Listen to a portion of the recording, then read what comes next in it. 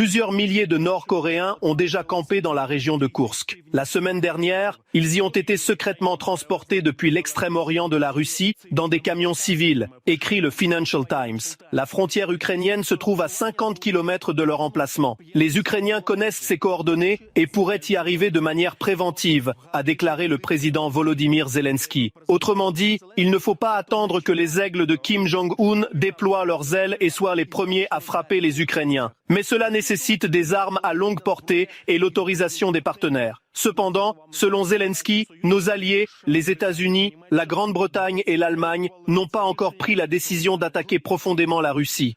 Cette semaine, il est apparu qu'en plus des ATACMS, Storm Shadow ou Taurus, l'Ukraine a demandé aux États-Unis des armes plus puissantes, les légendaires Tomahawks.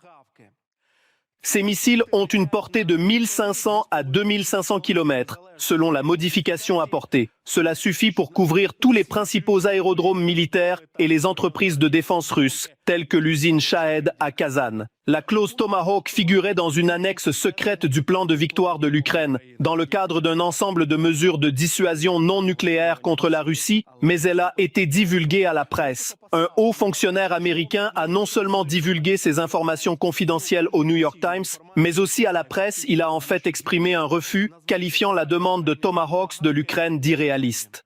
Autrefois, ces sources parlèrent de la même manière des F-16 puis des Abrams, et encore plus tôt des Patriots, disant que c'était irréaliste. On peut parler avec certitude d'une seule chose. D'ici le 5 novembre, la Maison-Blanche ne fera pas de mouvement militaire, car déjà mardi, c'est-à-dire après-demain, il y aura des élections présidentielles aux États-Unis. En attendant de savoir qui sera le nouveau maître de la Maison-Blanche, le monde entier est suspendu. Trop de choses sont en jeu. Les États-Unis conserveront-ils leur rôle de policier mondial? Que va-t-il se passer avec l'OTAN Poutine? Osera-t-il attaquer les pays de l'UE? Nous sommes bien sûr intéressés de savoir ce qu'il adviendra de l'aide américaine. D'autant plus que les candidats ont mentionné l'Ukraine cette semaine. Regardez notre reportage suivant.